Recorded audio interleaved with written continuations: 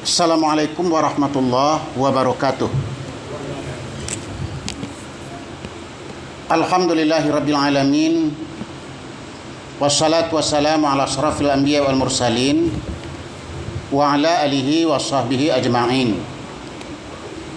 Ashhadu an la ilaha illallah wahdahu la syarikalah wa ashhadu anna sayyidana wa nabiyana Muhammadan abduhu wa rasuluh. Allahumma shalli ala sayyidina Muhammad wa ala alihi wa sahbihi ajma'in, amma ba'du. Faqala Allah Ta'ala fil Qur'anil Karim, a'udzubillahi minasyaitonir rajim. Bismillahirrahmanirrahim.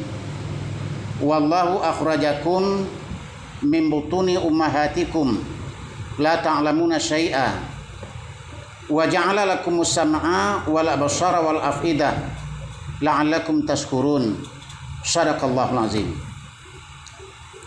Bapak-bapak dan ibu-ibu, kaum muslimin dan kaum muslimat, jamaah salat zuhur yang dirahmati Allah.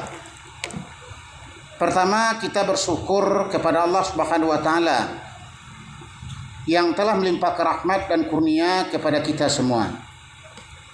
Yang mana dengan rahmat dan kurnia yang dianugerahkan oleh Allah Subhanahu wa taala, pada siang yang berbahagia ini kita telah dapat melangkahkan kaki, mengayunkan tangan untuk datang ke masjid ini dalam rangka melakukan kewajiban kita kepada Allah Subhanahu wa taala, yaitu melakukan salat zuhur berjamaah. Mudah-mudahan Allah Subhanahu wa taala memberikan rahmat dan maghfirah untuk kita semua. Amin ya rabbal alamin.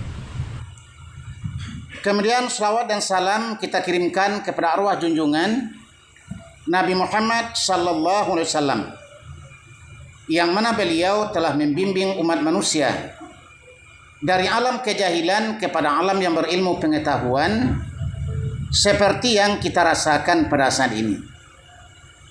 Bapak-bapak dan ibu-ibu, kaum muslimin dan kaum muslimat yang berbahagia, kita harus menjaga iman dan keimanan kita. Dan Nabi mengatakan dalam satu hadis, laisal imanu bitamani wala bitahalli walakinna ma waqara fil qalbi wa saddaqahul amali.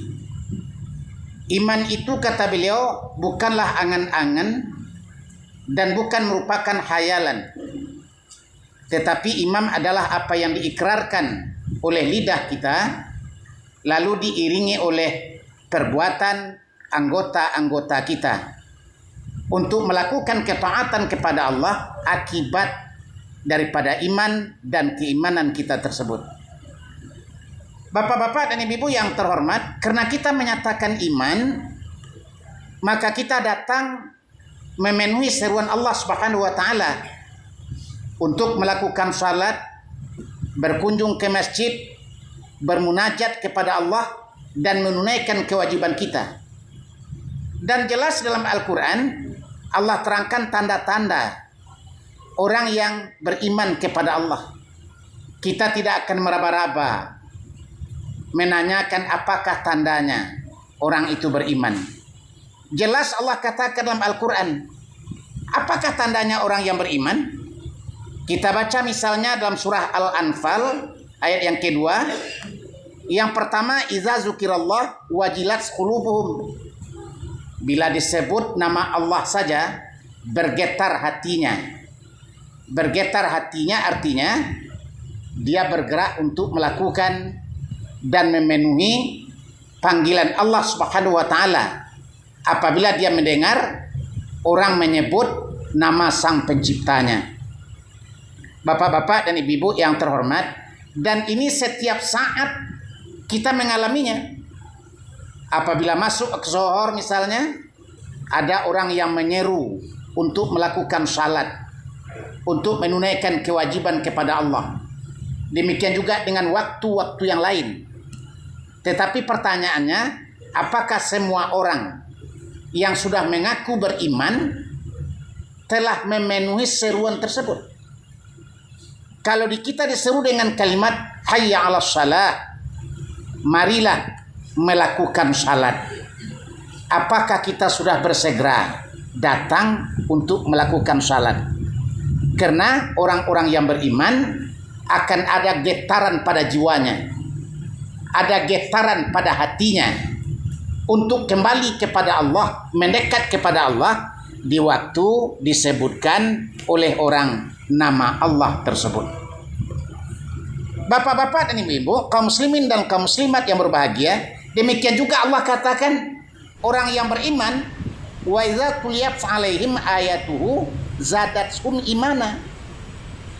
Bila mendengarkan orang membaca ayat-ayat Allah, meningkat imannya orang yang beriman itu. Bertambah keimanannya, bertambah keyakinannya. Maka kita harus mendengarkan orang membacakan ayat-ayat Allah. Kita serap dan kita renungkan, dan kita bersegera untuk melakukan dan mengamalkan ayat yang dibacakan kepada kita.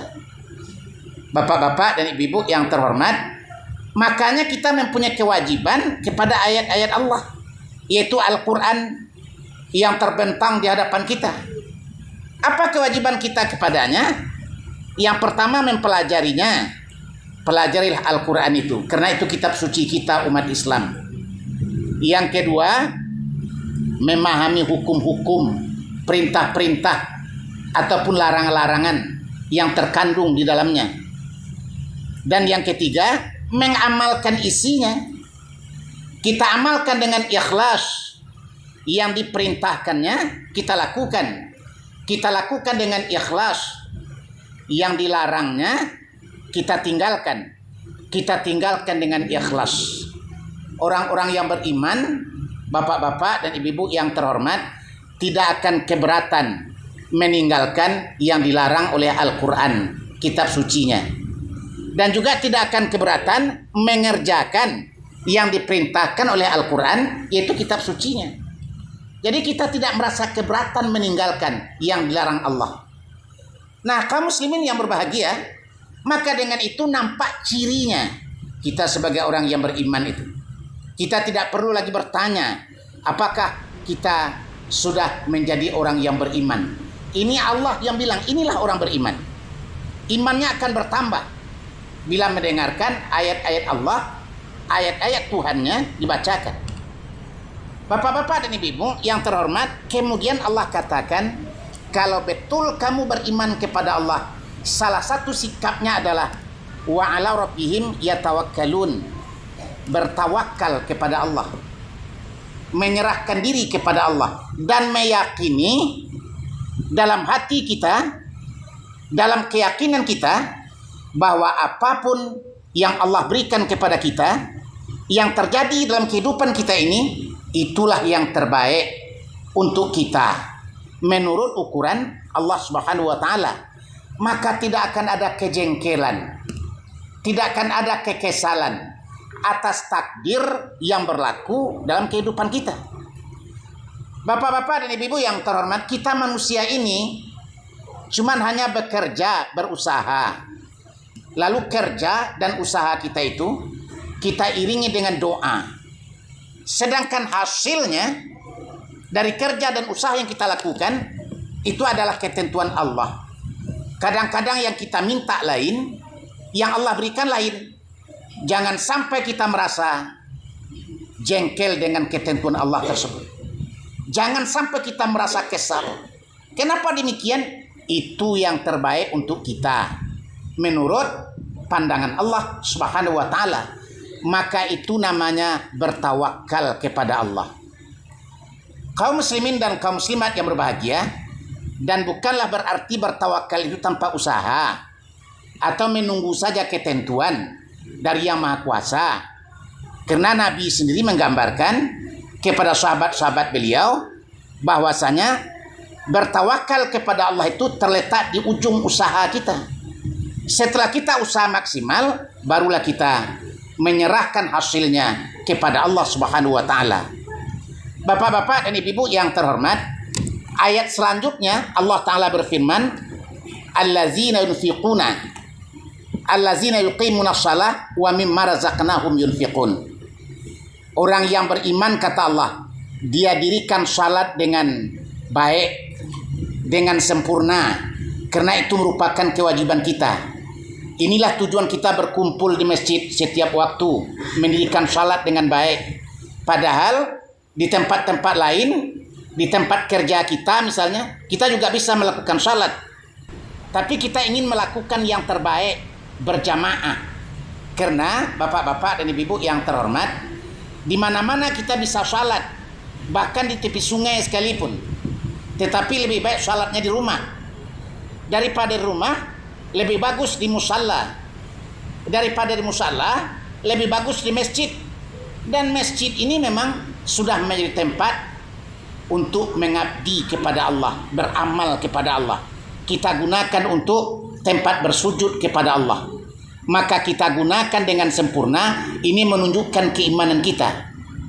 Nah, bapak-bapak dan ibu-ibu, kaum muslimin, kaum muslimat yang berbahagia, inilah orang-orang yang beriman.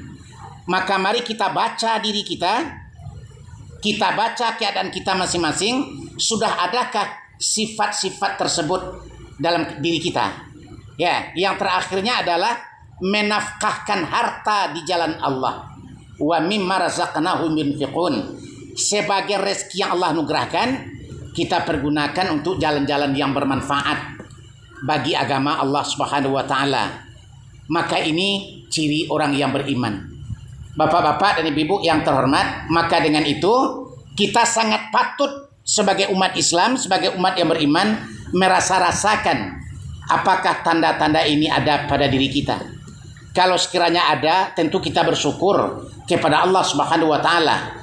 Dan andaikan masih ada yang kurang, maka kita harus melengkapinya dan mencukupinya supaya benar menurut Al-Quran kita adalah orang yang beriman, yang ada tanda-tanda keimanan itu dalam hidup dan kehidupan kita. Semoga Allah meridhai kita semua, menerima amal kita dan mengampunkan dosa-dosa kita.